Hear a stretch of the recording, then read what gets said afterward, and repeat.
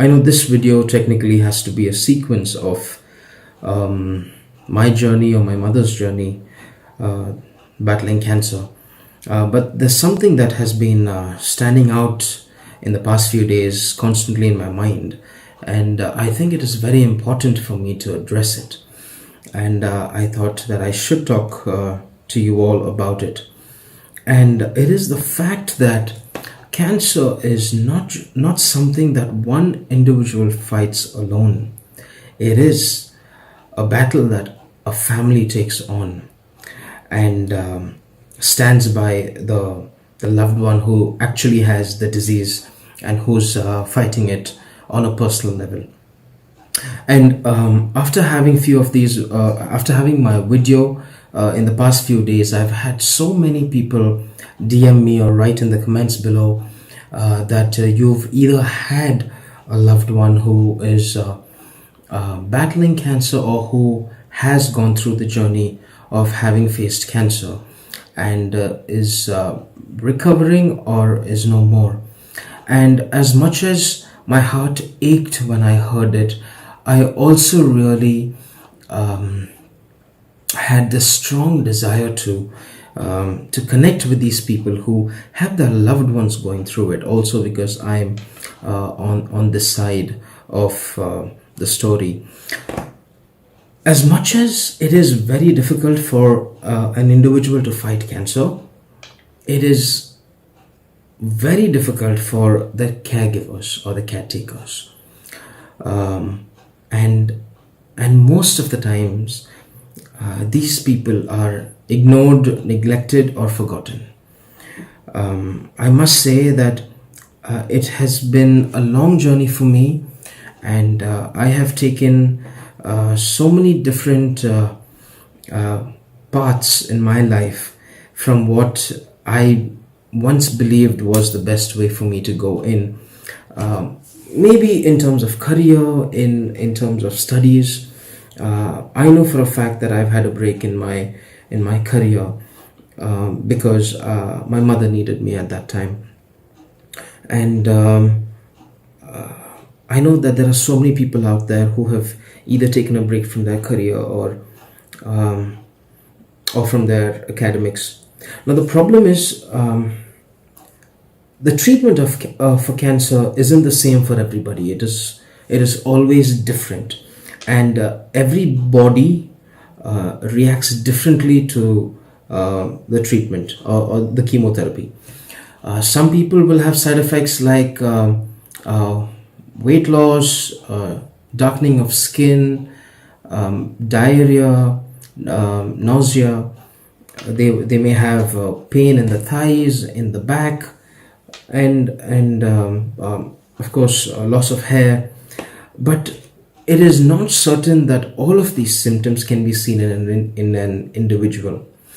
What happened with me was my mother did not have all of these symptoms in the first two times she had chemotherapy. So when I say first two times, I don't mean the first two cycles. I mean the first two sets. So first time she had 6 cycles of chemo followed by 31 cycles of radiation. Second time she had 8 cycles of chemo followed by various other treatments. So because my mother didn't, of course she had her hair loss, but she did not lose weight. She in fact gained weight. And she did not have discoloration of her skin. It was as normal as it was. And so when people look at her, they think she's fine. It's not a major issue. It's something small that she's dealing with. And they don't understand the effort that goes behind making sure that, the patient looks the way they look.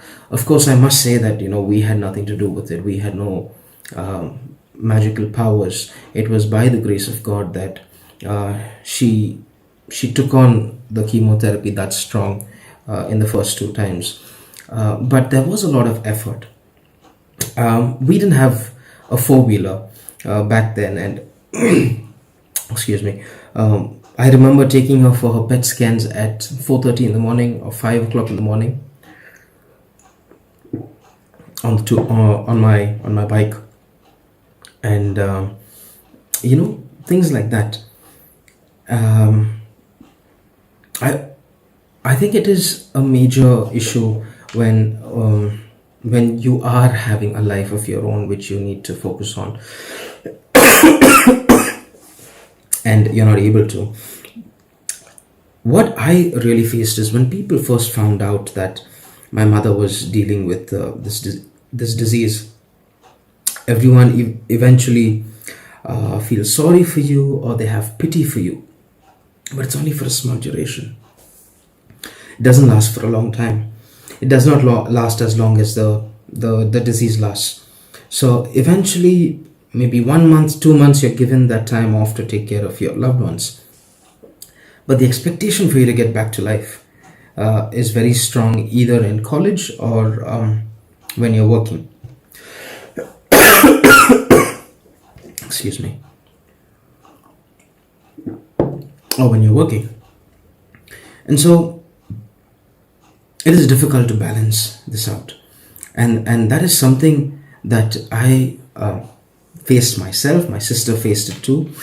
And eventually you might have to hear lines like, everyone has difficulties, everyone has problems, who does not have issues in life. And I agree with that 100%. But not every battle that people are facing are at par with each other.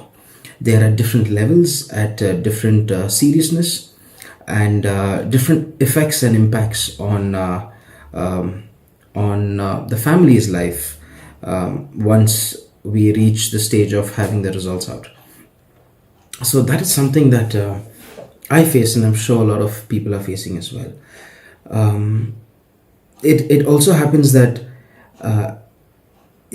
when the patient is much better through the treatment, they think that there's hardly anything that goes from the side of the caregiver, which is not true. And the expectation of, oh, your mother's anyways doing well, why are you still not doing what you're supposed to be doing? Or the comparison between your friends or relatives and how they are doing in their life can really boggle you down. And I've experienced that. Sometimes I myself have thought, thinking about where my life stands now and where I wish it was, or where it could have been, because I knew my own potential. And there was a lot of things that I wanted to do, and I held back from doing it. One, because I knew my mother would need me. I held back from traveling. I held back from many other career opportunities. I held back from a lot of desires that I had to do, that I wanted to do, and I held back because I thought it will be in the way of my mother's treatment. As much as we do say that the entire family is affected, I also need to emphasize that it's not the entire family that's involved. My sister and I made sure that my dad was not very involved with my mother's treatment, because he himself, being a heart patient, we didn't want him to go under the stress, anxiety of what my mother was facing. And my mother, being the strong and bold person she was, we really did not think it was needed to have another person go through the entire stress. So initially, my sister was very small when my mother had her first set of chemo. So I was involved for those many years until the last time she was diagnosed with a reoccurrence of cancer, where my sister was very actively involved. Also, because my mother was not in a position to take care of herself. She wasn't able to walk, and she needed help with a lot of things, and my sister was the one taking care of her. And I must say that, yes, taking care of a sick person or someone battling a terminal illness is is very painful, and losing someone to that illness is also very painful. And it is unfortunate that people right now think that, we are free, or we don't have mommy out here, and we have all the time in the world, and we are having a gala time. I feel purposeless. My time has been so focused on my mother and her treatment that now I have all the time and I don't know what to do with it. I feel aimless, I feel purposeless. The number of hours gone into research, the number of hours gone into TED Talks and what to eat, what not to eat, how to reduce inflammation, how to avoid cancer from spreading, what are the foods, the supplements, the visits to the doctor, waking up in the middle of the night, constantly checking. In a way, I don't know what life is without all of it.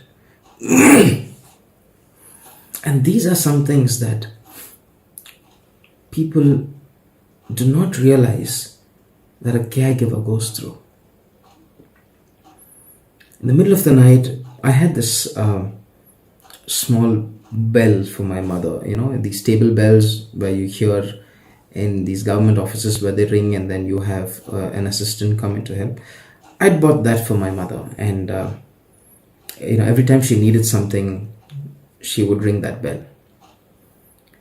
So in the middle of the night, 3 o'clock, 4 o'clock, I feel like I'm hearing the bell ring, and I wake up from my sleep. In the back of my mind, I still have the sound of the oxygen machine and the beep it constantly made. And that's constantly running in my mind. I was a very light sleeper in the past year, and every time I heard my mother cough, I would wake up and go. Of course, my sister was in the room as well, but I would wake up, and sometimes in my sleep, I feel like, she's coughing. As much as she's not there, our lives haven't changed to the better. We don't feel at ease, or we don't find that peace that, okay, I know, she's in a better place and she's free from the pain. But I want to talk about the pain that we, the caregivers, go through that people tend to forget. And my heart goes out to you, caregivers. I don't know how to overcome this time. Lately, I've just been hearing people say time will heal, or you don't get over it, you just adapt and start living with it. And we are still in a phase of living with it. It doesn't hit us every minute now, but then it does hit us sometimes, and when it does, it's like a tsunami hitting you, and it is so difficult. Every street, every time we pass by a hospital or we hear the ambulance, those memories, those thoughts, just consume us. And I'm sure a lot of you are going through that. I wish I had some suggestions or tips on how to cope with it. I unfortunately don't. But my request to people, like families and relatives, as much as the patient is no more, the family needs your support. Family needs you.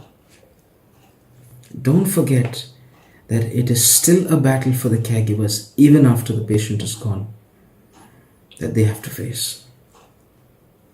And it's not an easy one. In the back of my mind, when I used to imagine my mother passing away because of all the pain she was going, I thought, we'll be fine. Oh gosh. I can't emphasize enough how difficult this phase is. And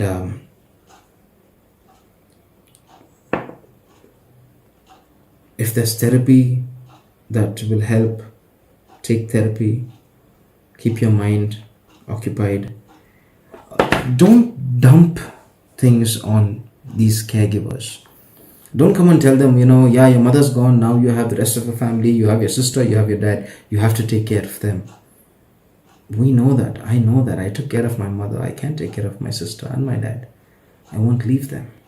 But at that moment, that is not what I think. I wouldn't want to hear that. I'd want to hear a comfort. I would want to hear you did your best. I'd want to hear saying, don't beat yourself up. I'm sure mommy is proud of you. These are the things that will help us. Don't make it sound like, you're bound to move on. You're not bound to move on. You don't know the relationship I have shared with my mother, so I don't have to just move on that way. So this is something that's been on my mind about the caregivers. And my heart goes out to you all. My love to you, my prayers to you that God gives you the strength to face what you are going through, and the strength for you to be the strength for your mother or your loved one who's fighting not just cancer or any kind of a disease. Thank you for having the heart. Thank God for giving you the heart to be there for your loved ones. I heard a story of how a particular auntie was fighting cancer, and she was really bad and down, and the son is sitting in the next room playing video games and just having his food when his mother can't even swallow a morsel. And that just broke my heart.